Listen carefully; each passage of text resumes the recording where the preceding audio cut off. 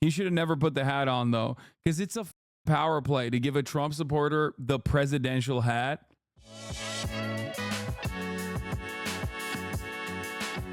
Also, you know who's on the Trump train, dude? And this is why I'm definitely voting for Joe Biden. Joseph Robinette Brandon. That's right, folks. In the interest of experiencing true bipartisanship, Joseph Robinette Brandon, as a joke, as a goof, as a gaffe, but I will take it very seriously, put on a MAGA hat. Presidential hat. Presidential seal on it. You want to autograph it? Oh, sure I'll autograph it. Huh? Yeah. You remember your name? I don't remember my name. I'm slow. You're an old part. You're an old part. Yeah, I know, man. I'm an old guy. And you're an old part. I know you would know about that. What? About being old. Oh, I know. All right. I'm a young timer. God, he's so okay. This is, man, he's good. This is why I used to say he's a good retail politician. Okay, because this motherfucker got Riz, bro. That is Riz. Okay, he's good. When he's got it, he's got it. Okay, that's cute. Like straight up in terms of like retail politics, he's doing it. That's why I'm voting for him. You know, he reminds me of the guys I grew up with. There was always one in the neighborhood. Well, Damn, we just called him out in the entire room. What the He reminds me of the guys I grew up with. There's always one in the neighborhood. That's crazy. There you go, man. I need that hat. want my autograph? Hell no. You know my name. Come on. I ain't going that far. Yeah. You said you would do a selfie. There you go.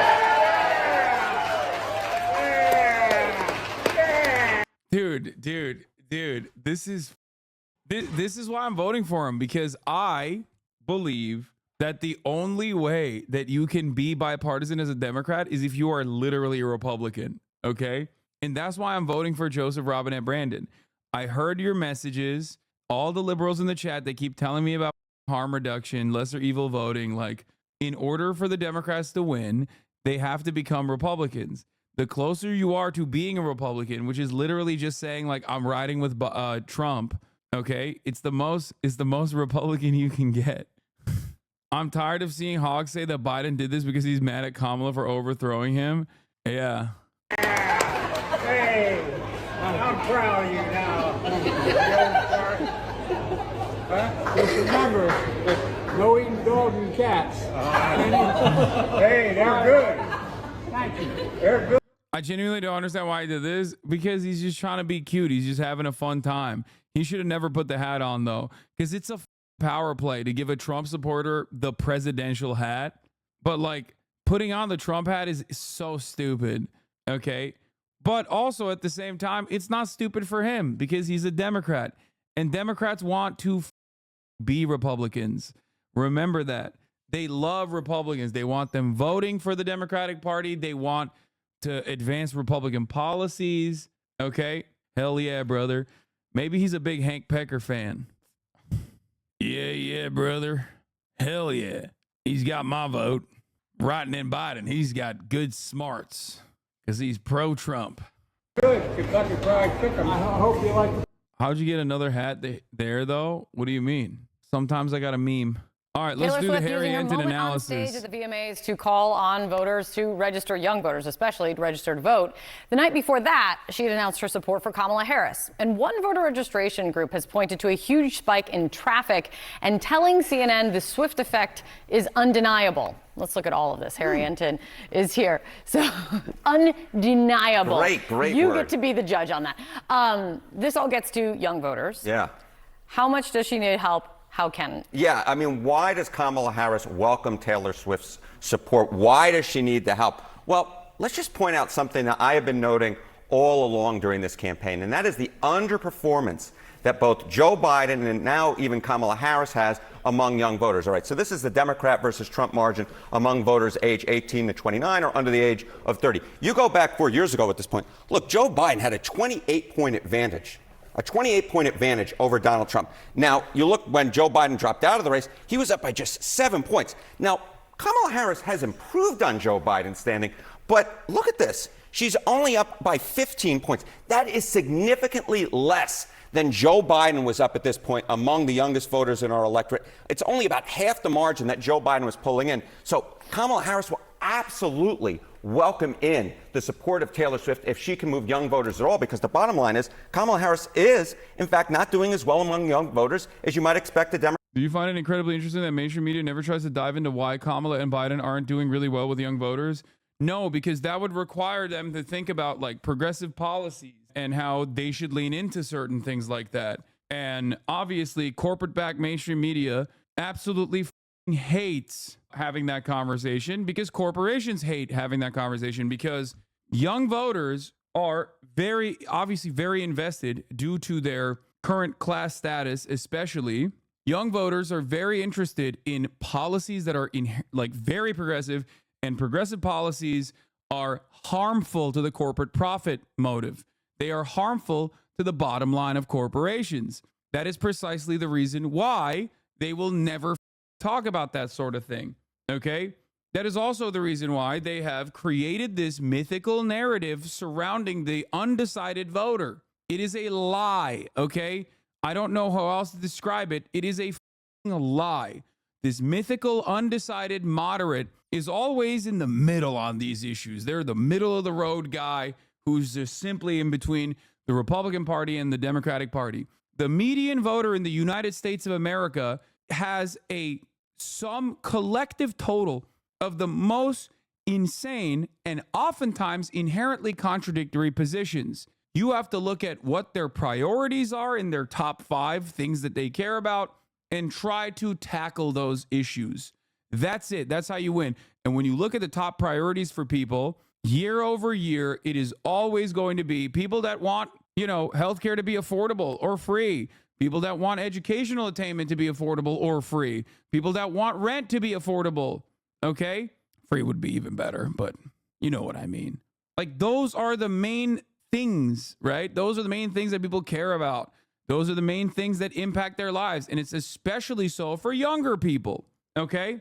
So the bottom line is Republicans have been doing a significantly better job of registering voters than Democrats have been doing over the last 4 years, and getting folks to switch over from Democratic registration to Republican registration. So yeah, Kamala Harris would definitely welcome the idea if Taylor Swift could bring in some more younger voters, Democratic-leaning voters in the electorate, because the bottom line is Republicans have been doing a heck of a lot better job of registering voters than Democrats have over the last 4 years. I mean, this seems like a warning sign. Well, and the result of it, we have to wait and see, right? Yes. I mean, the Dem edge over GOP and voter registration is dropping in key states. I don't know what the current registered voter number is. I think this is just like new registered voters. But from what I understand, Michael from Pennsylvania was talking about how like the Democratic Party's like registered voter advantage over the Republican Party in the state of Pennsylvania in 2008 was 1 million. Okay, that's pretty crazy. Kamala Harris' campaign raised $47 million in the 24 hours after the debate. It's something of an indicator. It's an indicator. Speaking of indicators, what is the Swift effect? Yeah, what is the Swift effect? So, look, what do we know? Visitors to vote.gov due to Taylor Swift, who clicked on that link on her Instagram post. As of 2 p.m. yesterday, look how many folks clicked on that link. It was 338,000 folks. Now, not all those folks, obviously, are going to register to vote. But the bottom line is this is a ton of folks who could be entering the electorate. Look, it's not necessarily something that's going to change the election if Donald Trump ends up winning by 2 or 3 points. But of course, the votes in these key battleground states are so tight that any help that you could get at all, this is a clear effect of folks going and getting interested to register to vote. You saw last night Taylor Swift again urging folks to go register to vote. Democrats will take any of the help because the bottom line is this election is so close that any small impact could be all the impact in the world, Kate. Are you saying turnout matters? Turnout. Sarah? You two goofs. All right, so how much of an impact might Taylor Swift make with young voters? I'm joined now by CNN political commentator Van Jones. He's also a former Obama administration official, and Meredith McGraw, national politics correspondent for Politico. Van, to you, we have to see if there is a Swiftie effect. The guy who really is tapped into the youth vote is the guy who cried real tears on camera when Joe Biden dropped out. Let's go to that guy who cried real tears when Joe Biden dropped out, okay, Harry Hasan has a better understanding of the goddamn youth vote, and he certainly doesn't. I'm just saying he has a better understanding of the goddamn youth vote than Van Jones, okay? Taylor Swift, if she moves her left elbow, it's massive news. And so what you're doing is you're creating an on-ramp to politics for a generation of young people that may not honestly have been paying attention at all.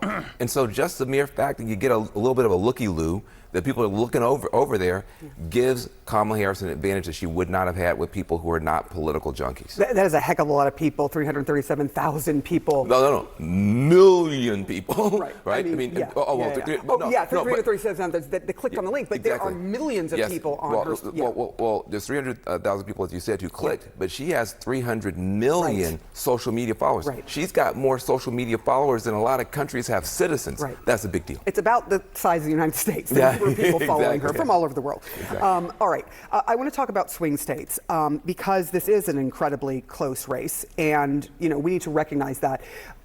Debbie Dingell, Congresswoman from Michigan, talked about her particular state, which was a huge state and a state that Hillary Clinton really needed and lost during her campaign against Donald Trump. Let's listen to what Debbie Dingell said. I think. I wonder if there's like an automatic 200,000 voters plus that Kamala Harris could win over in the state of Michigan. I can't seem to place my finger on why Michigan seems so close. I just don't know why, especially when Michigan was actually wider when the original swap out happened, and then the communication from the Harris team made that so much closer for some reason.